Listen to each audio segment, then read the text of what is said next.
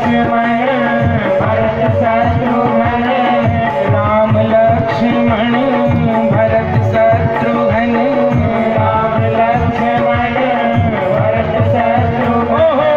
श्री बजरंग बली की जय जय, श्री बजरंग बली की जय।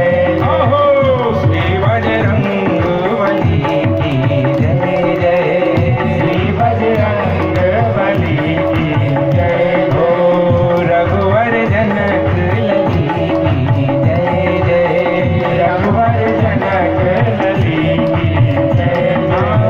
जय जय सरजू जय जय कमला, जय जय सरजू जय जय कमला। जय जय सरजू जय जय कमला, जय जय सरजू जय जय कमला। अवध जनक पुरी की जय जय, अवध जनक पुरी की जय। रघुवर जनक लली की जय जय, रघुवर लली की जय। मानहु नील सरोरुह के संग, मानहु नील सरोरुह के संग, मानहु नील सरोरुह के संग, मानहु नील सरोरुह के संग। स्वर्ण कमल कली की जय जय, स्वर्ण कमल कली की जय। रघुवर जनक लली की जय जय, रघुवर जनक लली की जय। मानहु नीले सरोरुह के संग, स्वर्ण कमल कली की जय। रघुवर जनक लली की जय। इसलिए भगवान नीले से हरे हो गए और हम हरे राम हरे राम हरे राम ऐसा। एक और भाव इसमें ये भी है, व्याकरण के अनुसार हरे का मतलब होता है जो हरण कर ले, चोरी कर ले, हमें पता भी नहीं लगे और हमारा सामान ले जाए, उसे कहते हैं हरे हरे। तो हम चाहते हैं भगवान हमारे दुर्गुण ले जाए, पाप ताप ले जाए, और हम तो चाहते हैं कि अंत में भगवान हमारा हृदय भी ले जाए, हरण कर ले हृदय, और हम आपके हो जाएं और आप हमारे हो जाएं। तो सियावर रामचंद्र भगवान की जय। तो अब पुनः हम वहीं चलते हैं जहाँ से कल हमने विश्राम लिया था। कहाँ से लिया था? विश्वामित्र महामुनि ज्ञानी, बसहि विपिन शुभ आश्रम जानी। महात्मा विश्वामित्र हैं, विश्वस्य मित्र इति विश्वामित्र। जो संसार में किसी का अहित नहीं चाहते वह विश्वामित्र। विश्वामित्र कैसे हैं? कहा महामुनि ज्ञानी हैं, और रहते कहाँ हैं? का वसहि विपिन शुभ आश्रम जाने। शुभ आश्रम में रहते हैं, महामुनि हैं, ज्ञानी हैं, विश्व के मित्र हैं। करते क्या है? बोले जप और यज्ञ करते हैं, भगवान के नाम का स्मरण करते हैं और यज्ञ करते हैं। यज्ञ का अभिप्राय केवल अग्नि में घी गुड़ तेल शक्कर जो तिल की आहुति को ही यज्ञ नहीं कहते हैं। यज्ञ का मतलब होता है कि परोपकार। यज्ञ में देवताओं के निमित्त आहुति दी जाती थी, वह तो केवल एक दृश्य मात्र होता है। यज्ञ में वस्तुतः जीव मात्र के कल्याण का संकल्प हुआ करता था, उसे यज्ञ है। लेकिन जब ऐसे शुभ कर्म करने वाले व्यक्ति के जीवन में भी अगर भय आ जाता है, दुष्टों का प्रवेश हो जाता है, अति मारीच सुबाहु ही डर है, मारीच और सुबाहु का भय बना रहता है, तो विश्वामित्र को चिंता होती है और होनी चाहिए। सज्जन व्यक्ति को चिंता करनी चाहिए। हालांकि कई लोगों ने कहा कि चिंता नहीं करना, चिंता करने से शरीर घटता है, इसलिए चिंतन करना। लेकिन जो जिम्मेवार है, दायित्ववान है, उसको चिंता भी करनी चाहिए। इसलिए चिंता हमारे यहाँ बुरा शब्द नहीं है, लेकिन बस फर्क इतना है कि चिंता करनी किसकी चाहिए। हाँ, अगर हम चिंता उसकी करते हैं जो हमें नीचे ले जाएगा, पतन की ओर ले जाएगा, तो वह चिंता करना विनाशकारी है। लेकिन चिंता विश्वामित्र किसकी कर रहे हैं? गाधि तनय मन चिंता व्यापी, हरि बिनु मरहि न निश्चर पापी। चिंता करनी चाहिए, लेकिन किसकी? श्री हरि की। गाधि तनय विश्वामित्र जी चिंता कर रहे हैं, संसार की नहीं कर। जो संसार की चिंता करता, माया की चिंता करता, छोरा छोरी की चिंता करता, गाय भैंस की चिंता, कई लोगों को देखा है मैंने, बैठे बढ़िया तखत पे, आसन लगा है, कुशा का नहीं तो कंबल का नहीं तो हाथ में माला है तुलसी की, राम राम राम राम राम राम चल रहा है। बुढ़ापे की आंख है, खोलो या बंद करो, समझ लो आप बंदी है, वो ऐसी आंख है। बुढ़ापे की आंख खुली हो या बंद दिखता कहाँ, इसलिए बंद मान लो, अपन माला कर रहे हैं। लेकिन फिर भी अगर बोधा पड़िया छूट जाए तो जिस आंख से उनको थाली में रोटी है कि नहीं, सब्जी है कि नहीं, वो नहीं सूझता। बहू से पूछते हैं रोटी रख दी? हाँ रख दी। उनको वो बोधा पड़िया दिख जाता है, छूट गो रहे, बांधो रहे, पूरा हम कहाँ गए, हल्ला मचा दे। फिर वो माला छूट गई, चिंता माया की हो गई। इसलिए चिंता हरि की करना है, चिंता भगवान की करना है। और जो भगवान की चिंता करते फिर वो चिंता बचती नहीं है, वो चिंतन ही हो जाता है। क्योंकि भगवान की हुई चिंता चिंतन हो जाता है। भक्त चिंता भगवान की करते हैं। कर्माबाई जगन्नाथपुरी में रहती है, उसका प्रेम ऐसा है, ऐसी बुलाती थी। देखिए पुकारना बड़ा महत्व का है हमारे शास्त्रों में, इसलिए प्रार्थना को बड़ा महत्व दिया गया। प्रार्थना मतलब पुकार ही होता है। तो आपकी प्रार्थना में अगर भाव है तो भगवान आ जाते हैं। वो जगन्नाथपुरी में भगवान से प्रार्थना करती थी, सावरिया गिरिधारी हरे बनवारी चले अयो खोल की वाड़ी। देखो उसकी गरज तो देखो, भगवान से कह रही है ठाकुर जी आप मेरे घर आना, दरवाजा खोल के। मैं नहीं आने वाली आपके, बुद्धि हो गई थी, घुटने दुखते थे। सांवरिया गिरधारी हरे बनवारी चले अयो खोल की वाड़ी। सब कुछ तजी कर अब मन मोहन। आए हाय, भगवान सुनते ही उसकी है जो ये कहे, सब कुछ तजी करे। ये राजस्थान की वो कर्मा आ गई का उड़ीसा जगन्नाथपुरी, इसलिए कह रही सब कुछ तजी करे अब मन मोहन।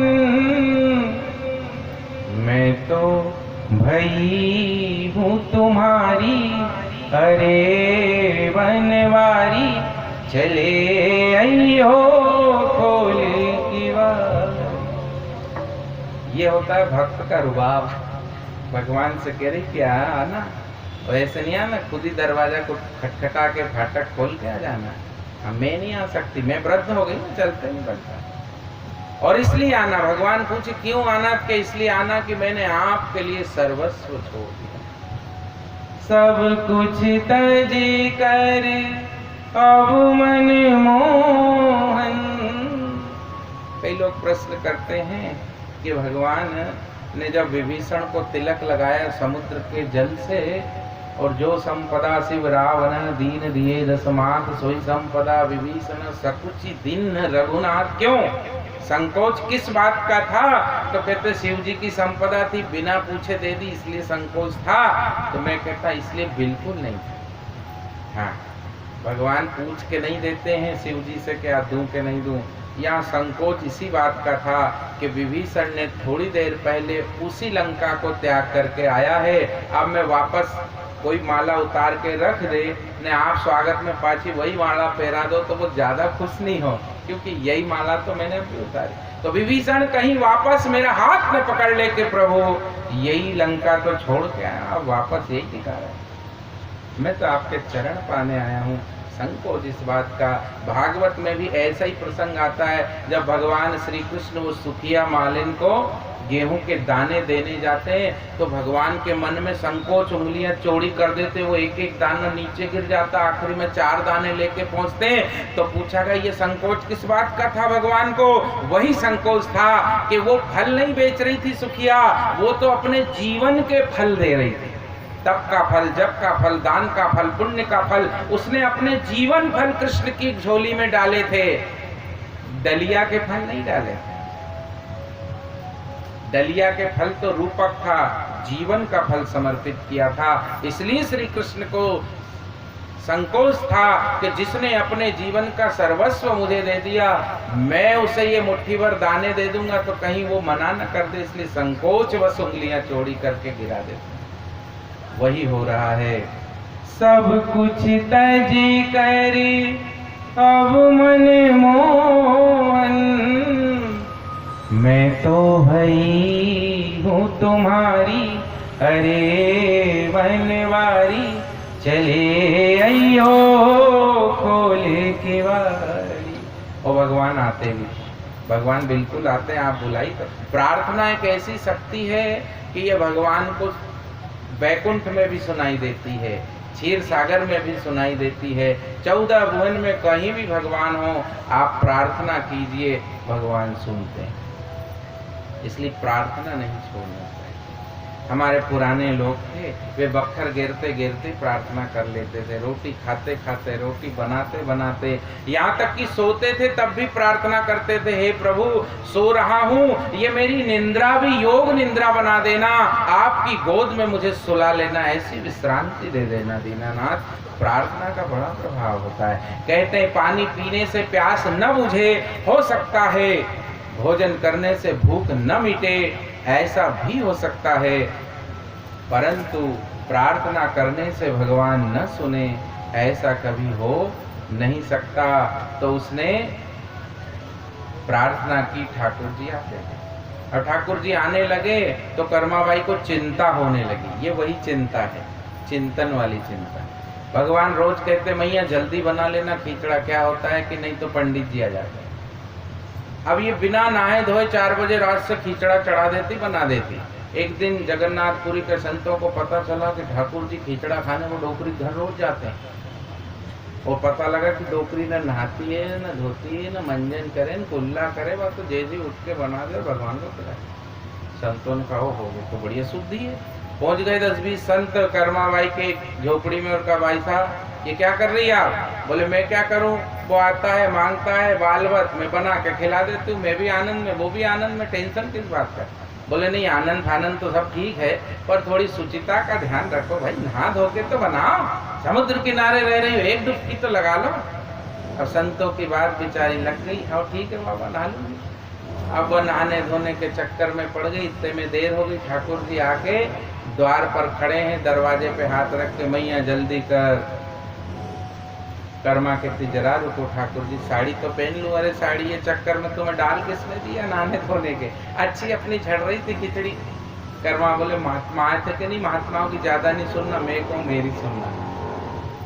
कर्मा बाई को चिंता लग गई है भगवान अब नहाऊं कि नहीं नहाऊं। और भगवान ने जल्दी कर माँ, इसलिए नाम हुआ कर्मा।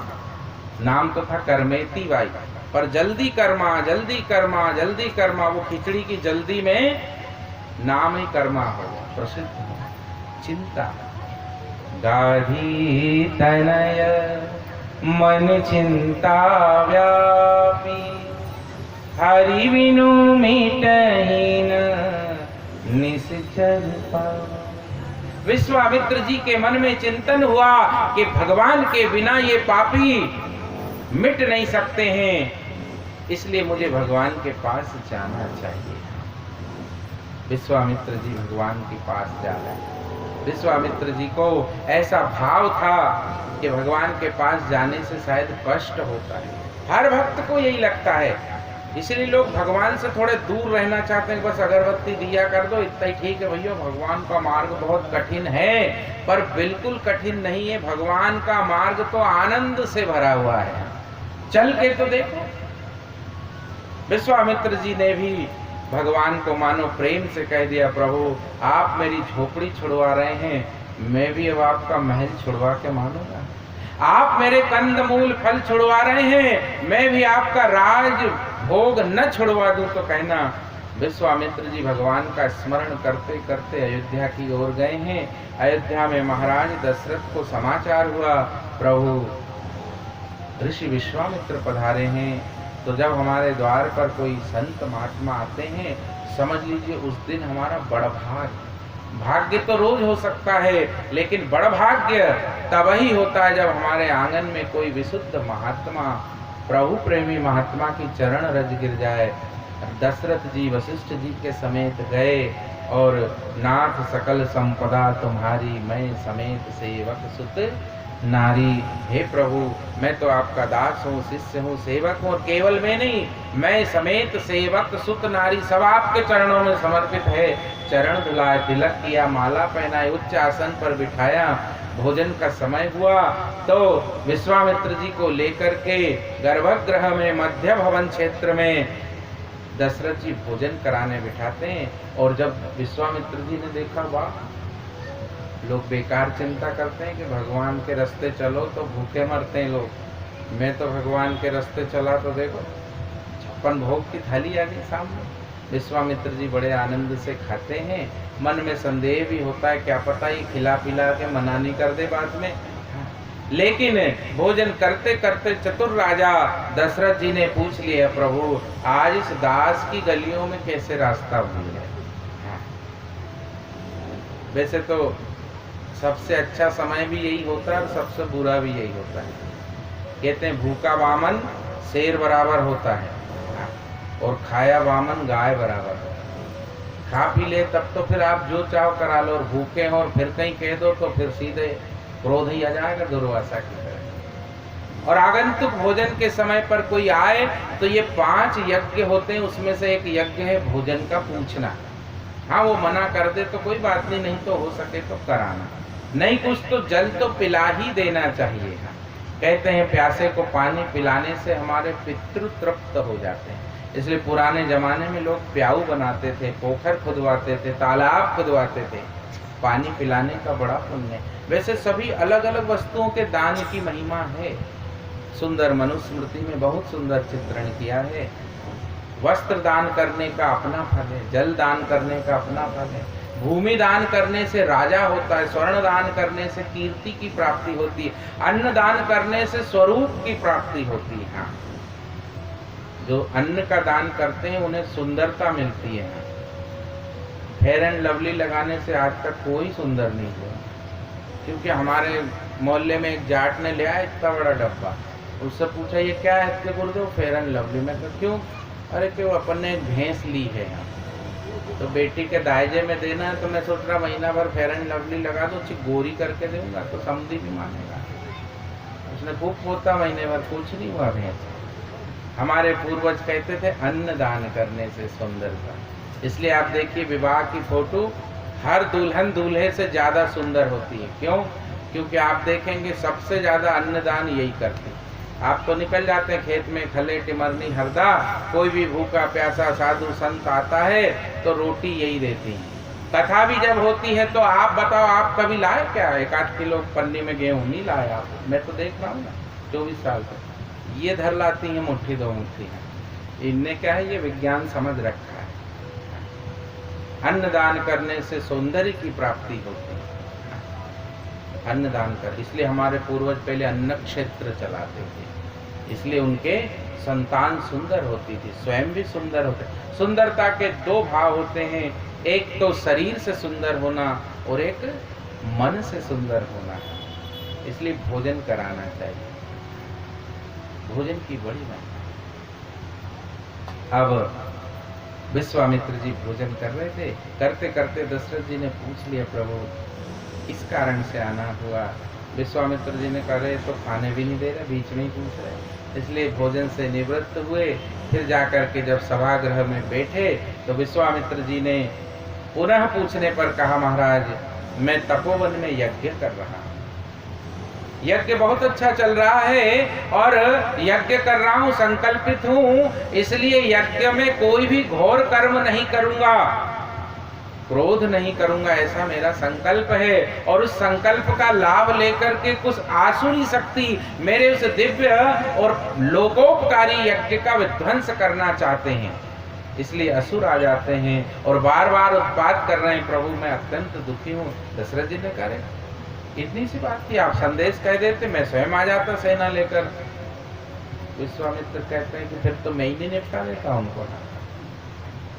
विश्वामित्र कहते नहीं नहीं, आप क्यों कष्ट उठा रहे हैं, वस्तुतः मैं ये चाहता हूं कि आप अपने ज्येष्ठ पुत्र राम और उसके सहयोगी लखनलाल को मुझे दे दीजिए, मैं उन्हें ले जाना चाहता हूं। अब ये तो तुलसी बाबा की बात है। कई महात्मा तो अपना भाव रखते हुए ये भी कहते हैं कि विश्वामित्र जी खुद नहीं आए थे ना, उनको बुलवाया गया। क्यों बुलवाया गया था? क्योंकि राम जी समय युवा हो चुके थे और उस समय में उस आयु में विवाह हो जाता था, इसलिए राम लक्ष्मण भरत शत्रुघ्न के लिए विवाह की कोई बात ही नहीं आ रही थी। माता कैकेयी कौशल्या सुमित्रा चिंतित कि एक एक नहीं, अपने तो चार चार हैं, इनकी कोई बात ही नहीं हो रही, बहू का हमको आनंद है, होनी चाहिए। इसलिए दशरथ जी से कहा कि क्या करें, वशिष्ठ जी को लेकर के इन बालकों को कहीं दिखाने के लिए भेजें क्या? वशिष्ठ जी ने, दशरथ जी ने कहा, वशिष्ठ जी की ज्यादा पहचान नहीं है हाँ, क्योंकि ये तो ऋषि हैं, वहां चाहिए राजर्षि। उसके लिए विश्वामित्र जी पूर्व में राजा थे और बड़े बड़े राजाओं से इनकी पहचान है और ये बड़े शक्तिशाली वीर योद्धा पराक्रमी थे, इसलिए बड़े बड़े राजा इनके आगे नतमस्तक भी रहते हैं।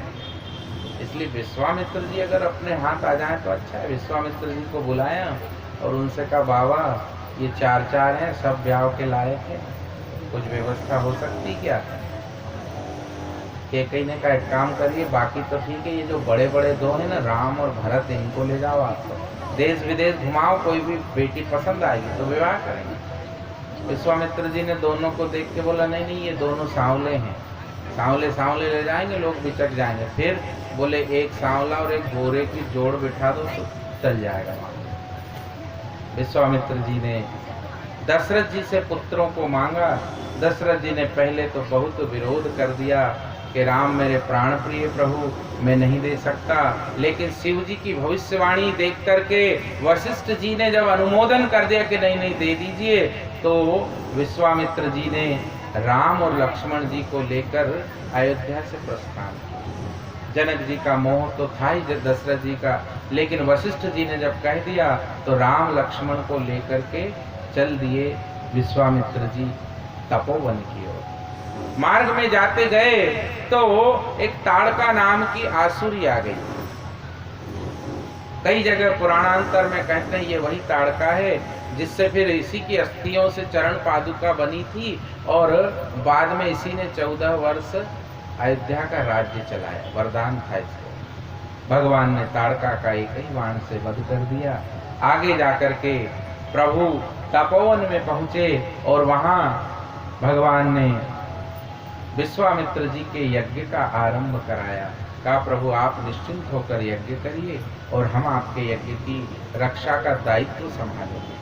विश्वामित्र जी का यज्ञ निर्विघ्न संपन्न होना ही था, क्योंकि मारीच को भगवान ने बिनु फर का बाण मारकर 100 योजन समुद्र के पार भेज दिया और सुबाहु को अग्नि बाण से भस्म कर दिया। और जो उनके सहयोगी असुर थे उनको लखनलाल जी ने देखते ही देखते क्षण भर में समाप्त कर दिया। किसी ने पूछा, आपने मारीच को बिना फल का बाण क्यों मारा? बोले, मारीच को अभी फल देना बाद में है, इसलिए अभी बिना फल का मारा। हाँ, इसका हिसाब किताब आगे होगा। इसलिए यह मारीच फिर बाद में स्वर्ण मृग बन के आया ना, तब फिर फर वाला ही मारा था। हिसाब किताब था अभी बिनु फल का, और फल तो भगवान के ही हाथ में होता है, अपने हाथ में तो कर्म है। विश्वामित्र जी का यज्ञ संपन्न हुआ। यज्ञ संपन्न होने के बाद विश्वामित्र जी ने वह पत्रिका का वाचन किया। कहा राम, वैसे तो तुम्हारा समय हो चुका है, परंतु एक यात्रा शेष है जनकपुर की, कहो तो चलो साथ। तो धनुष यज्ञ सुनी रघुनाथा हर्षि चले मुनिवर के साथ। प्रसन्न हो गए दोनों भाइयों, वो जनकपुर घुमाएंगे आप, हम तो समझे केवल धनुष यज्ञ की रक्षा करके घर लौट जाएंगे, विदेश यात्रा हो जाएगी एक, जनकपुर में चले। तो राम लक्ष्मण प्रसन्न होकर हर्षि चले मुनिवर के साथा, प्रसन्नता पूर्वक चल दिए और राम लक्ष्मण दोनों चलते चलते गए। तो आज जब हम देखते हैं तो तपोवन से निकले तो बिहार की राजधानी है पटना। पटना में एक जिला है कुछ दूरी पर दरभंगा, और दरभंगा के पास एक गांव है, उसका नाम है अहियारी। 2002 में शायद वहां का था। वो अहियारी गांव को आज भी लोग अहिल्या उद्धार स्थान के नाम से जानते हैं। वहां आज भी गौतम ऋषि का आश्रम बना हुआ है। वह स्थान आज भी सुरक्षित है वहां जहां पर अहिल्या देवी शिला बन करके पड़ी हुई। जयपुर, पटना से दरभंगा, दरभंगा से अहियारी एक गांव वहां। अब राम जी विश्वामित्र जी के साथ जाते हैं तो अत्यंत नीरव शांत क्षेत्र। यहाँ न कोई पक्षी कलकलाहट कर रहा है, न वृक्षों के पत्तों की ध्वनि सुनाई देती है, न झरनों की, न नदियों की, अत्यंत नीरव शांत क्षेत्र। राम जी ने पूछ लिया, प्रभु यह स्थान इतना शांत क्यों है? ऐसा लगता है यहाँ अत्यंत कोई रौरव दुखमय घटना घटित हुई हो, यहाँ की मानो पृथ्वी और वनस्पति भी अश्रुपात कर रही हो, दुखी हो। और यह शब्द सुनते ही विश्वामित्र जी चौंके और कहा, अच्छा हाँ ठीक ठीक ठीक, अच्छा प्रश्न किया तुमने। विश्वामित्र जी ने चारों ओर देखा और कहा थोड़े आगे और चल दी। आगे लेकर के गए और एक सामने देखा तो बड़ी सी शिला पड़ी हुई। विश्वामित्र जी ने कहा राम इस शिला को देखो। लक्ष्मण जी ने कहा गुरु जी पत्थर में क्या है? विश्वामित्र जी ने फिर कहा कि गौतम नारी श्रापवश उपल देह धरुधीर, चरण कमल रज चाहती, कृपा करऊं रघुवीर। ये महात्मा गौतम की पत्नी है राम। वत्स निरपराध है, निष्पाप है, इसका कोई दोष नहीं था। इंद्र ने छल किया, गौतम के रूप में आकर इसके सील को भंग कर दिया और महात्मा तपस्वी सत्यवाणी गौतम ने अनायासी से श्रापित कर दिया और ये शिला होकर पड़ी है अनंत काल से। राम ये तुम्हारे चरण कमल की रज चाहती है, इसी से इसका उद्धार होगा। ऐसा महात्मा गौतम इसको अंत में कह के गए थे। राम जी ने जैसे ही सुना, बाप रे, एक तो ये महिला है, ऊपर से ऋषि पत्नी है और स्वयं तपस्विनी है, ऐसी महान नारी को मैं सूर्यवंशी अपने चरण की रज संकोची। राम जी ने कहा नहीं नहीं गुरुदेव, ये तो ठीक नहीं, मैं चरण स्पर्श हूं। लक्ष्मण जी कुछ कह नहीं सकते, राम जी की मर्यादा और ये रघु कुल की बड़ी ऊंची रीति है। अब जब राम जी ने इनकार कर दिया तो विश्वामित्र जी ने मानो राम जी को एक अपना ऋण याद दिलाया। कौन सा ऋण?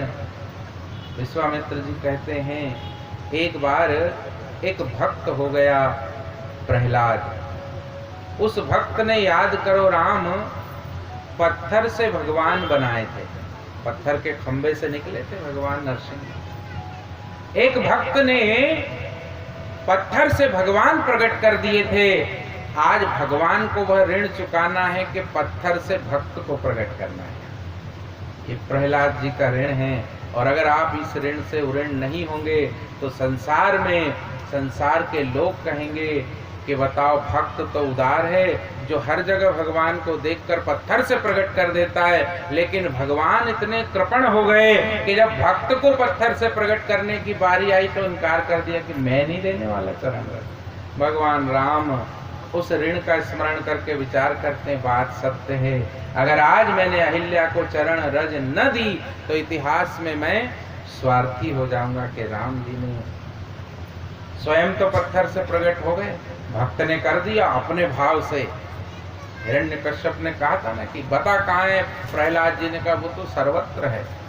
खंबे पर गदा रख के बोला क्या इसमें भी है?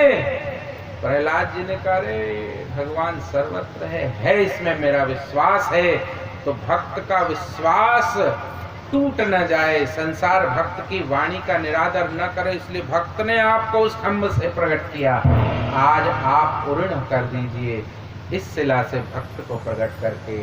और भगवान ने किंचित मात्र ही चरण उठाया, बाकी काम हनुमान जी महाराज पूरा कर देते हैं, क्योंकि हनुमान जी भी एक भक्त हैं, इसलिए वो भी भगवान को इस पत्थर से भक्त को प्रकट करने में सहाय करने के लिए राम जी का चरण उठाई था।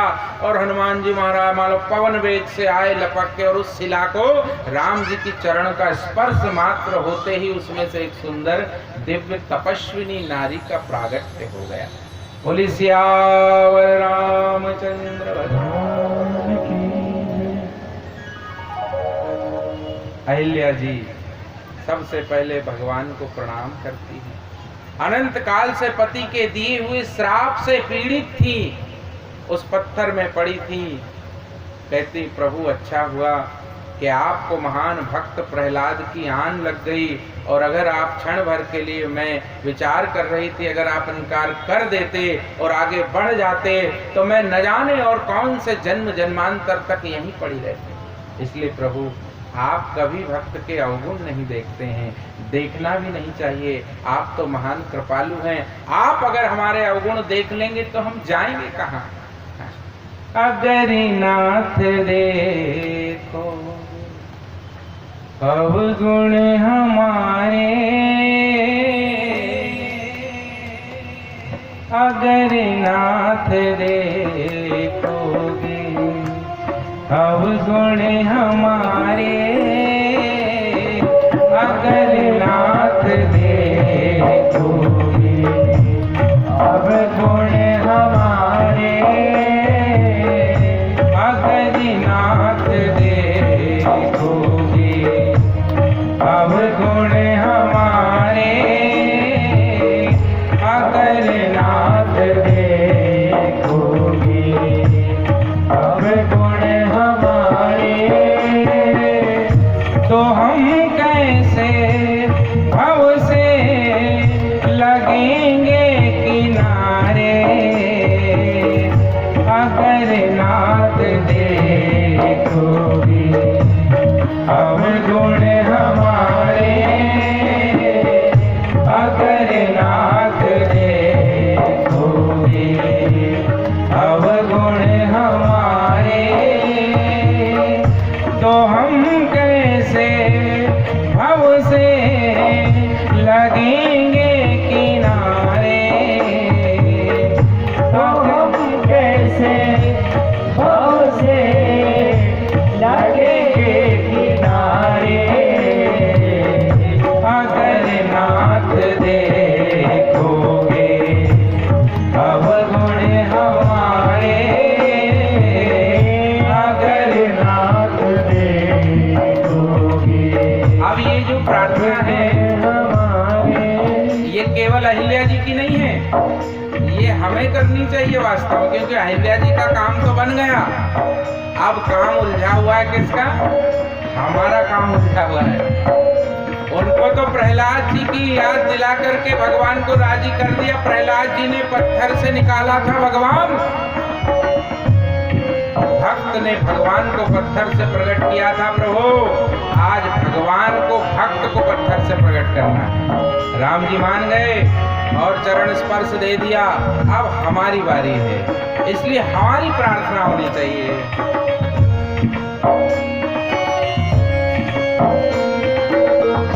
अगर नाथ देखोगे अब गुण हमारे, अगर नाथ देखोगे अब गुण हमारे, अगर नाथ देखोगे अब गुण हमारे, अगर नाथ देखोगे अब गुण हमारे, तो हम कैसे भव से लगेंगे किनारे। अगर नाथ देखोगे अब गुण हमारे, अगर नाथ देखोगे अब गुण हमारे, तो हम कैसे भव से लगेंगे किनारे। अगर नाथ देखोगे अब गुण हमारे,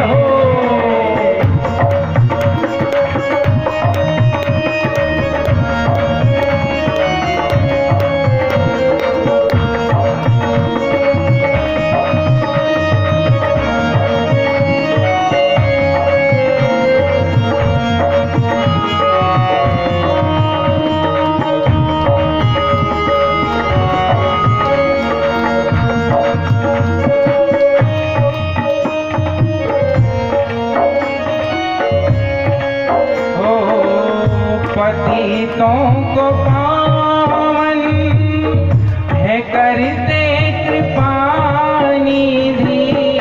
पतितों को पावन है करते कृपा निधि। पतितों को पावन है करते कृपा निधि। पतितों को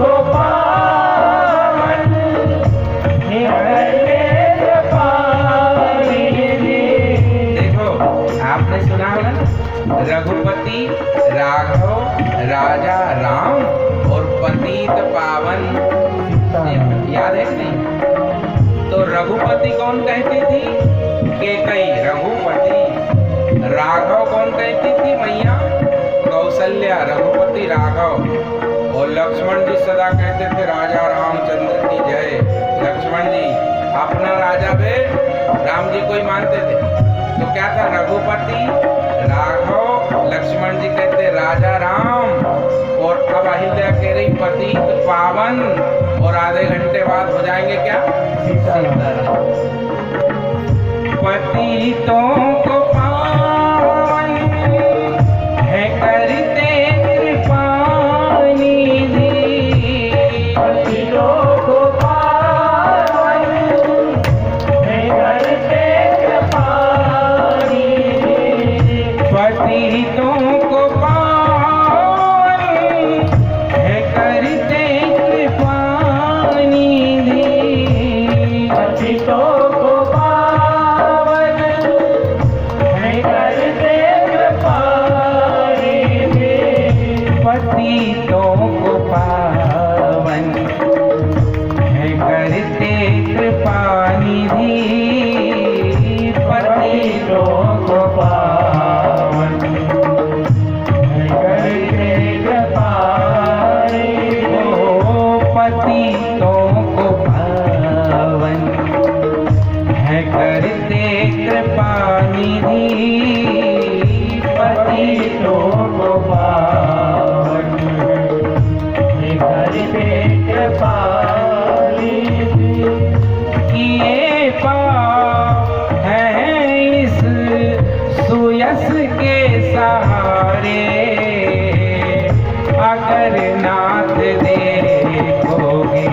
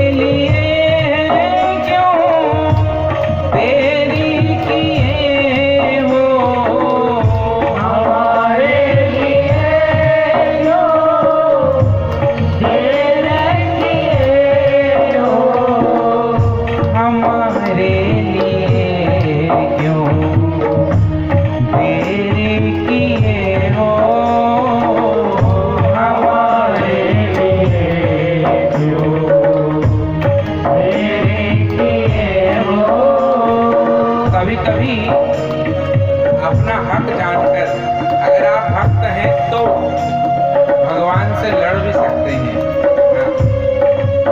लड़ना भी पड़ता है। प्रहलाद लड़ लिए, ध्रुव लड़ लिए, गोपियां लड़ लेती थी, सुदामा लड़ लेते थे। हमारे लिए क्यों देरी किए हो, हमारे लिए क्यों देरी किए हो। गणिका अजामिल को पल भर में तारे, अगर साथ देखोगे अब गुण हमारे, अगर साथ देखोगे अब गुण हमारे, अगर नाथ देखोगे अब गुण हमारे, अगर नाथ देखोगे अब गुण हमारे।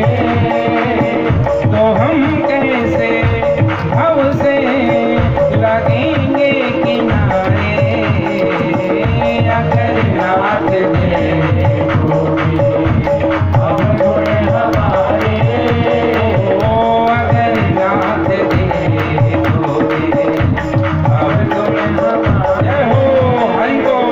अगर नाथ देखोगे अब गुण हमारे, अगर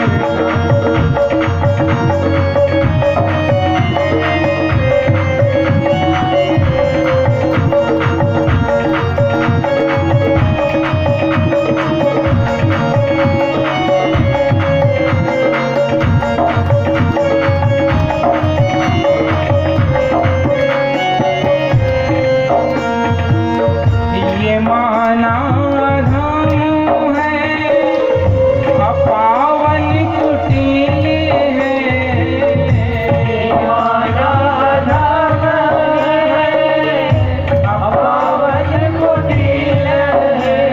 हे प्रभु, हम अधम है, अपावन है और कुटिल भी हैं। हे माना धाम है, अपावन कुटीर है,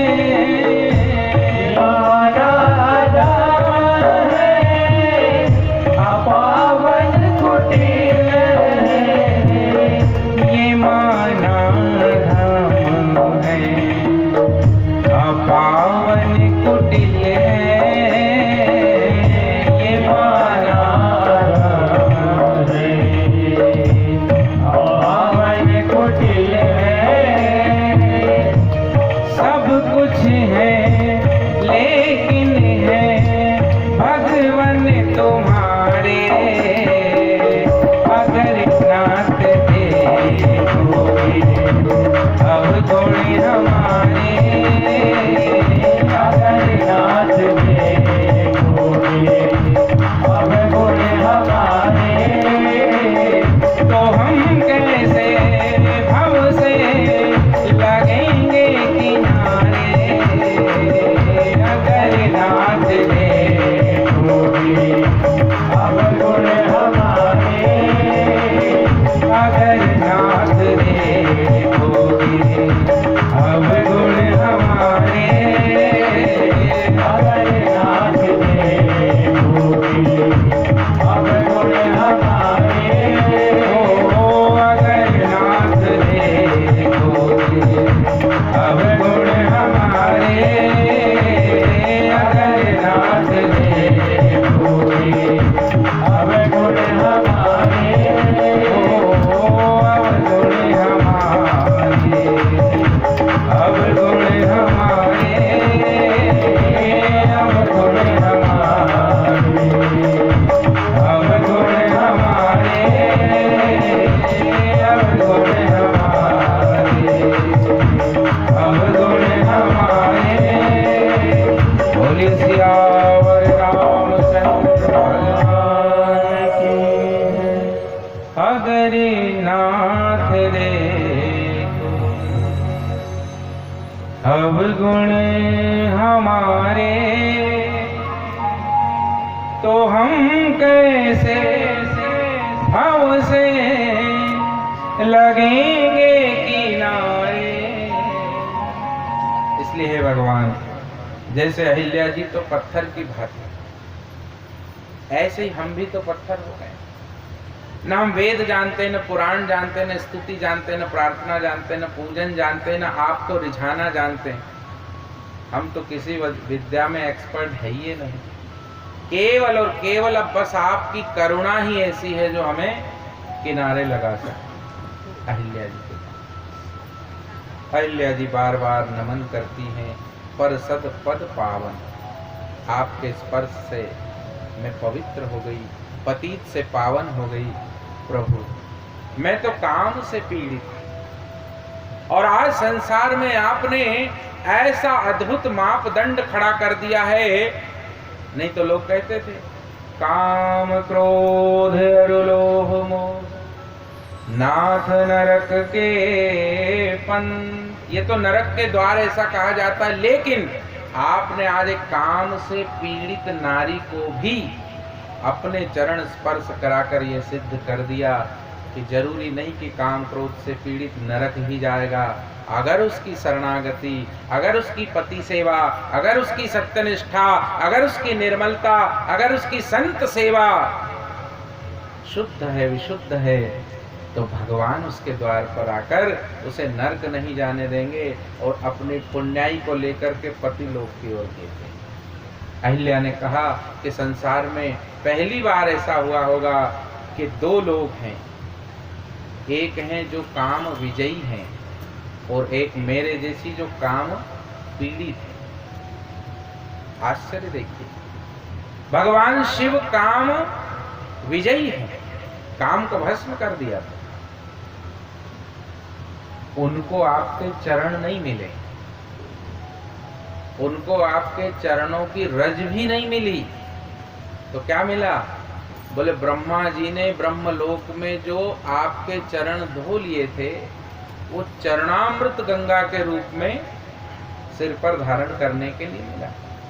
जिन्होंने काम को भस्म किया, उनको न चरण स्पर्श हुआ, न चरण रज प्रत्यक्ष मिली। उनको क्या मिला? चरणों का चरणोदक, चरणामृत प्राप्त हुआ। किनको? जिन्होंने काम को भस्म कर दिया, अर्थात काम विजयी हुए। और प्रभु, मेरी दीनता देखिए कि मैं तो काम से हार गई थी, मैं तो काम पीड़ित थी, मैं तो काम द्वारा भस्म हुई थी, लेकिन ये आपकी कृपा है जो काम पीड़ित को, काम से पराजित को आपके चरण स्पर्श और चरण रज मिल रही है। और जिसने काम को भस्म किया उसे केवल चरणामृत, वो भी आपने नहीं दिया, ब्रह्मा बाबा ने दिया उनके कमंडल में। तो प्रभु की कृपा मानना पड़ेगा कि किसी सूत्र में बंधी हुई नहीं, बस आपका मन निर्मल हो, आपकी भावना पवित्र हो। तो प्रभु जानी सब अंतर्यामी, उनसे ना कछ छुपे छुपा। दुनिया से आप छुपा सकते हैं, भगवान से क्या छुपाएंगे? कितना छुपाएंगे? कैसे छुपाएंगे? वो सब जानते, घट घट की जानते हैं, इसलिए भगवान से कुछ छुपा सकते नहीं। अहिल्या बार बार निवेदन करती, प्रभु जिन्होंने काम को जीता उनको आपके चरणों का चरणोदक मिला। मैं तो काम से हार गई थी, मुझे आपके प्रत्यक्ष चरण मिल गए, मैं तो आपकी दासी हूँ, आपको बार बार नमन करती हूँ। भगवान ने आशीर्वाद देकर उन्हें पति लोक में भेज दिया। प्रसन्न होकर के अहिल्या जी पधार गईं। और इधर भगवान राम का मन दुखी, किस बात से? क्यों दुखी है?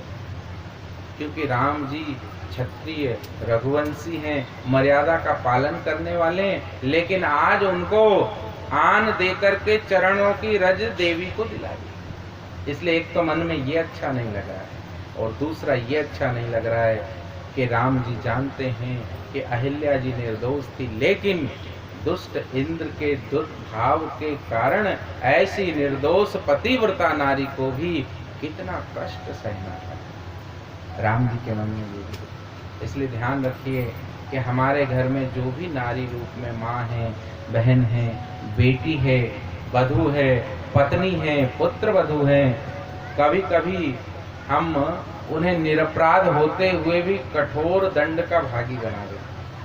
कई बार घरों में ऐसा भी हो जाता है कि दोष किसी का भी हो, अंत में मर दिया जाता है कि थारा कारण हो गया।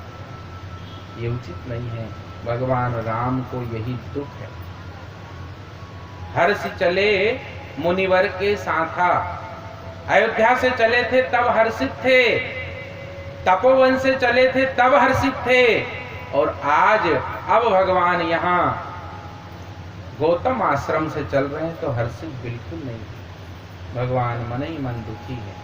इसलिए तुलसी बाबा ने चौपाई का आरंभ देखो, वहां कहा था हर्षि चले मुनिवर के साथा, और यहाँ चले राम चले राम, यहाँ हर्षि नहीं, केवल चले, चल दिए। मन में दुख है, चल दिए। ये दुख उसी बात का है।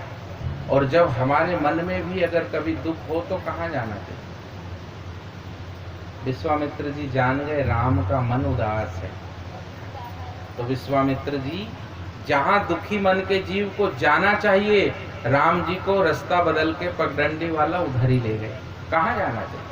जब मन दुखी हो और कोई आसरा न हो सुख का, जिन पर विश्वास किया था वे ही आपकी हंसी उड़ाने में लग जाए, सहयोग न दें, तो ऐसे समय पे कहाँ जाना चाहिए? तो चले राम मुनिवर के साथा, गए जहां जग पावनी, चले राम लक्ष्मण मुनि संगा, गए जहां जग पावनी गंगा। जब मन अगर दुखी हो, राम जी का मन कुछ दुखी है, तो राम जी को विश्वामित्र जी कहाँ ले गए? गंगा के किनारे, अर्थात तीर्थ क्षेत्र में ले गए। मन अगर दुखी हो, और होता है क्योंकि हम गृहस्थ में हैं, इसलिए नाना प्रकार के लोग हैं। यहाँ आपके दुख को समझने वाला कोई नहीं है, अपितु आपके दुख को बढ़ाने वाले बहुत बैठे हैं। कुछ लोग तो आपके अपने बन करके होते हैं, वे भी बड़ा चोट कर देते हैं। इसलिए जाना चाहिए कहाँ? तीर्थ यात्रा। तीर्थ यात्रा का आजकल विकृत रूप हो गया है। भीड़ की भीड़ जाती है, जब भीड़ जा रही, वहाँ खींचातान हो रही, न जाने क्या क्या हो रहा है। वो तीर्थ का जो सुख मिलना चाहिए, शांति मिलना चाहिए, वो तो मिलती नहीं, और हम परेशान होकर, थक कर, हार कर, पच के घर आ जाते हैं। नहीं, तीर्थ कैसा होना चाहिए? चले राम लक्ष्मण मुनि संगा, गए जहां जग पावनी गंगा। गाधी तनय गाधी सोन सब कथा सुनाई। एक तो तीर्थ यात्रा में जाए तो 3 नियम यहाँ विश्वामित्र जी ने, राम जी ने सिद्ध कर दिए। पहला, तीर्थ यात्रा जाएं तो सबसे पहले तीर्थ का महात्म्य श्रवण करें। दूसरा, फिर स्नान करें। और तीसरा, वहां पर कुछ दान पुण्य करें। हम कई बार चूक जाते हैं।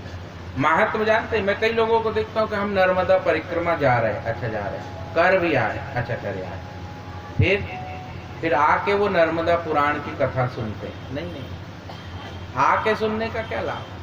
पहले सुनिए, तब तो आपको पता होगा अमरकंटक का क्या महत्व है, धुआंधार का क्या है, कपिल धारा का क्या है, ज्वालेश्वर महादेव का क्या है, तब तो महत्व जानेंगे।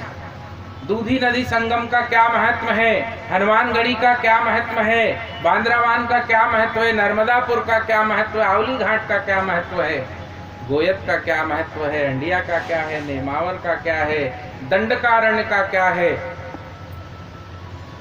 महात्मा। इसलिए गंगा जी के तट पर गए और बैठ गए गंगा जी को प्रणाम करके। और बाबा विश्वामित्र जी ने गंगा अवतरण से लेकर के संपूर्ण कथा सुना डाली। महात्म कथा से मतलब महात्म सुना, क्या महत्व है गंगा जी का।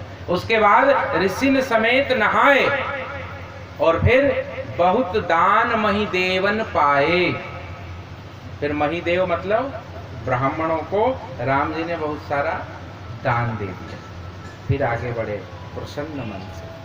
तो पहले तीर्थ जाए तो महात्म सुने तीर्थ का। उसके बाद में ऋषि समेत का मतलब, ऋषि मतलब तपस्वी, अनुशासित, अनुशासन और तप पूर्वक स्नान करें। कई लोग गए नर्मदा जी और बहुत छलांग मारकर धम से कूद गए। नहीं, ऋषि समेत राम जी नहा रहे, मतलब ऋषि मतलब तपस्वी और अनुशासित, ऐसे लोगों के साथ स्नान करें। और बाद में दान बहुत महिदेवन पाए, दान पुण्य करें। वहाँ कई लोग भी हो सकते। दान किसे करना? पात्र ढूंढ कर करना। और लगे कि नहीं कोई पात्र नहीं है तो वापस आ जाए, अपने यहाँ आकर कोई सुपात्र को दान कर दें।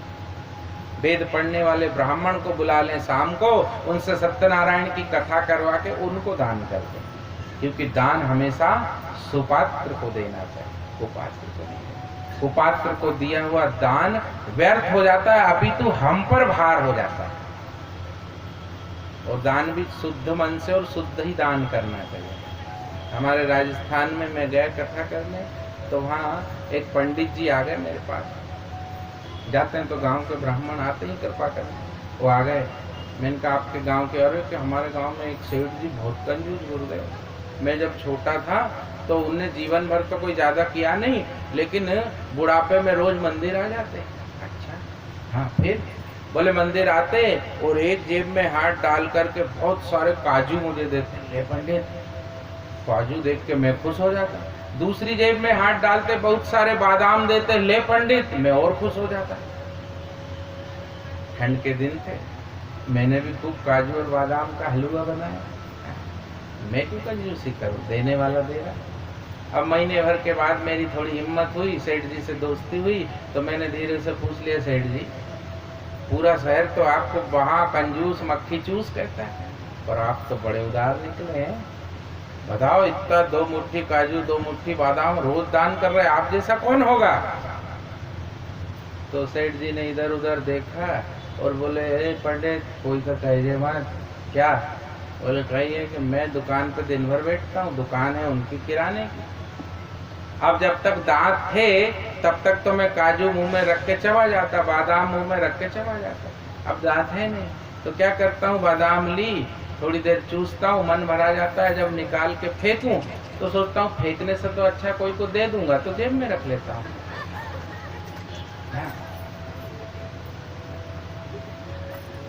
और मिल नहीं जाए इसलिए बादाम या जेब में और काजू या जेब में रखता हूँ। अब वो शाम को थोड़ा वजन हो जाता है, बेटा कहता आप जाओ भले घर, तो मैं सोचता हूँ घर तो क्या जाऊँ, लोग कहते हैं मंदिर जाना चाहिए, तो मैं आ जाता हूँ तेरी तरफ। और तू मुझे पात्र लगता है कि हाँ ये ठीक है, इसलिए तुझे वो काजू और बादाम दे देता हूँ। वो पंडित ने माथा को उठा के, हे भगवान, मैं तो खूब हलवा खा रहा था 1 महीने से। मैं तो 1 महीने से बाबा का काजू बादाम का हलवा खा रहा था, अब पता लगा ये बाबा कैसे काजू बादाम है। इसलिए दान शुद्ध भाव से शुद्ध करें, भले थोड़ा करें। और जिसे कर रहे हैं वह भी वेद पाठी हो, सज्जन हो, सुकर्मा हो, उन्हें दान करें तो आपका दान किया हुआ 1 रुपया भी हिसाब में लिखा जाएगा। हाँ, और अगर आपने कहीं कुपात्र को कुभाव से और कुसामान, जैसे कि वो दादा खाए हुए काजू बादाम खूब पंडित जी को टिका रहे, अब सोचो आप उसका क्या फल मिलेगा? उसका कोई फल नहीं। लोग सुन लेते गोदान करना तो एकदम बिल्कुल ठाए की बुड्ढी हल रही हो, पंडित जी का घर तक मुश्किल से जाए, ऐसी गाय दान करते हैं। हाँ? अब वो गाय पंडित जी को सुख नहीं दे रही तो आपको वैतरणी कैसे पार करेगी? और फिर जाकर वैतरणी पे खड़े होके बुला रहे, हे गौ माता आओ मुझे पार करो, तो गाय आई तो पर 2 लात दे के भाग गई। इसलिए दान करें तो शुभ भाव से और शुभ दान करें। यह शुभ दान कल्याण करने वाला होगा। राम जी ने ऋषि समेत नहाए और बहुत सारा दान किया, ब्राह्मणों को आगे बढ़े, चलते चलते जनकपुर की ओर गए।